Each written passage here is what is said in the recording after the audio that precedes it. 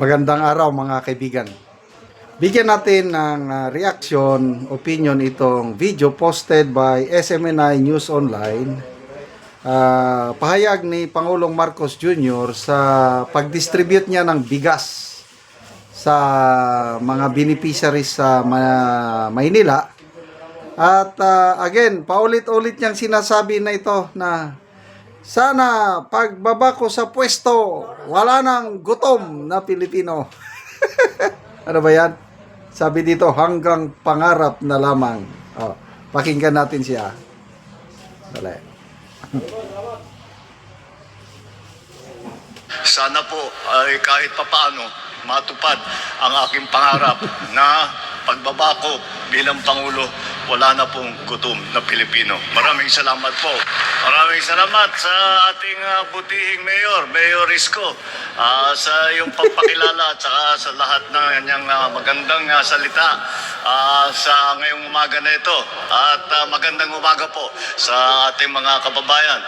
At nandito po tayo upang witnessin yung pagbigay natin ng biyayang bigas. Ito ay nandito sa Maynila. Ay hindi, kagaya ng sinabi ni Jorme, hindi naman dito lang sa Maynila ito ay gagawin natin sa buong bansa. Nauna lang ang Manila dahil mabilis gumalaw ang Office of the Mayor dito sa Maynila, kaya lagi silang nauuna, silang laging pagka nagbubukas kami ng programa, nauuna sa sinasabi ko, sino? Sa lahat ng lugar sa Pilipinas, magbibigay daw sila ng bigas. Kumusta sa inyong lugar? Meron na bang nakarating na ayuda na libreng bigas? Dito sa amin sa Cagayan de Oro, I think 3 days ago, yung kaibigan kong journalist, si Froilan Gallardo, na document niya doon sa NFA office.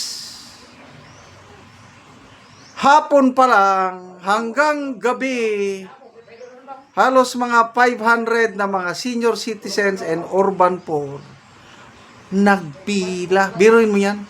Sabi ng kaibigan kong journalist, natulog daw sila sa tabi-tabi ng kalsada para lang makabili ng pinagmamayabang nila na 20 pesos per kilong bigas.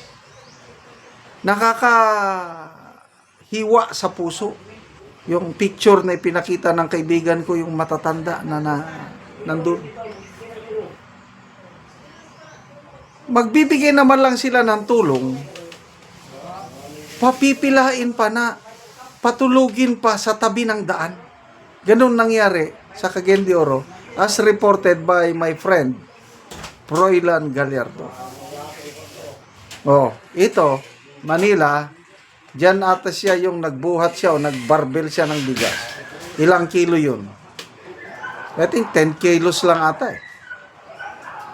Kasi kung 25 kilos, mahirap na, mabigat na yung ganun. Tapos 10 kilos lang, malakas ako, healthy ako. Ang tanong, how often magbigay ng ganong libreng bigas? Minsan lang.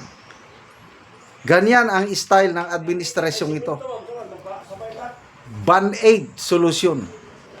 Tapos ipagmamayabang na sana pagbaba ko sa pwesto, wala nang magugutom na Pilipino. Gumising kayo sa katotohanan. Punta kayo sa kanayunan. Punta kayo sa kabundukan. Ang mga katutubo doon. Mabuti kung makakain sila ng bigas isang beses sa isang araw. Magtitiis sila sa kamote, sa balanghoy dito o kamuting kahoy. Maraming nagugutom sa ngayon. Survey ng SWS, ang hunger rate halos umaabot na nung panahon ng pandemic. Understandable nung panahon ng pandemic, maraming magugutom dahil hindi ka makapagtrabaho eh. Ngayon, wala namang pandemic. Bakit mataas ang hunger rate? I just don't know. Tapos ipagmamayabang palagi, ilang beses na yan, every time na nasa okasyon ang Pangulo about mag-distribute siya ng food, everything, babanggitin niya at babanggitin niya yan. Ang aking legacy, ang aking pangarap, walang magugutom na Pilipino pag alis ko. Tanungin natin sa presidente, nasubukan na ba niyang yung involuntary hunger? Yung gusto niyang kumain, kailang hindi siya makakain dahil wala siyang pagkain. Nasubukan na ba niya yun? I don't think so. Kaya hindi ako naniniwala yung ganyan. Papogi lang yan. Yung sinasabi niya walang magugutom. Kasi kung totoo pa na may malasakit siya sa mamamayan, hindi sana niya pababayaan na malustay ang budget natin for the last 3 years. Sinasabi palagi ni Congressman Edgar Erese, from 2023, 24, and 25, umaabot ng 1.45 trillion pinabayaan ng Pangulo na balahura ang budget natin. Napunta kung saan-saan. Yung 1.45 trillion, ang laking tulong na yan sa mga mahirap kung diretsong napunta sa kanila. Kaya lang ang Pangulo, sabi ni Congressman Erese, hindi siya nagreklamo sa ginawa ng mga mambabatas. Yung mga unprogrammed allocations nila. Singit dito, singit doon. Kaya mabuti na lang at sinampahan sila ng kaso sa Supreme Court kaya nagkaroon tayo ng oral arguments tungkol niya. The worst budget in our nation's history nangyari sa panahon ng Marcos Jr. administration.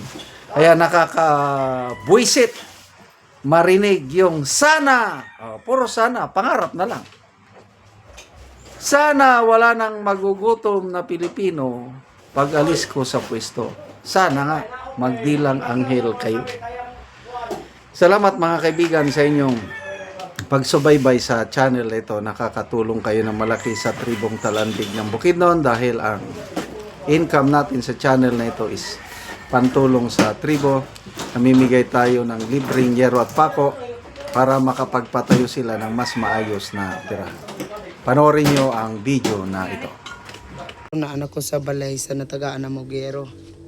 So muuna ni ang ilang atop.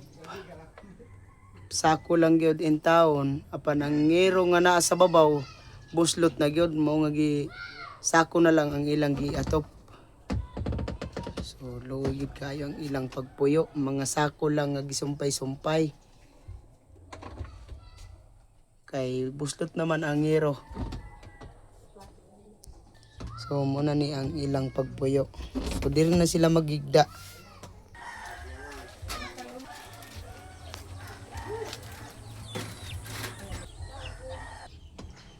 O karon te pila na ni katuig ang inyong balay nga sako lang gyud in taon ang gipang butang kay ang inyong ngero buslot na.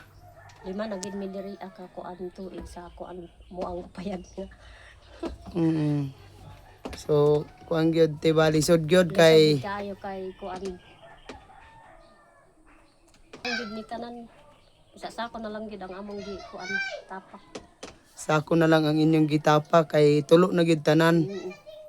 Oo, so ang inyong atop nga yero te pila na nga ni katuig? 5 na kato. 5 na katuig, so mga buslot na tanan. Oo. Ang abuhan manggani namo di na namo gakakuanan kay tulo na jud. Bisan ang inyong abuhan. So kung example tay magulan nga gabi asa man mo magigda diri lang gyapon sa inyong sala gyapon. O diri aran. So maulan na nagyud mo. Ulan na gid ni kung kuan. Gaulan. So unsay trabaho dayto sa imong bana? Mag-uumara. Mag-uumara. Oo, so sa sukad sa 5 na katuig te wala gyud mo nakapalit og yero nga inyong ika-atop. Wala jud. Kay kuan perminti baya kuan lisod kaayo ang mag-uuma kung wala kay financing. Lisod kaayo. Nagpasalamat ko sa kuan unang-una sa kuan Ginoo. Isa siya sa kuan naghatag og Talangin nga matagaan mi og kuan.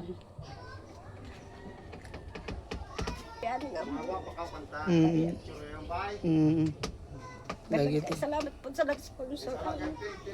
so nakailak si ate sa ilang kalisod. So kuan gyud tungod daw sa ilang. Sige te, salamat.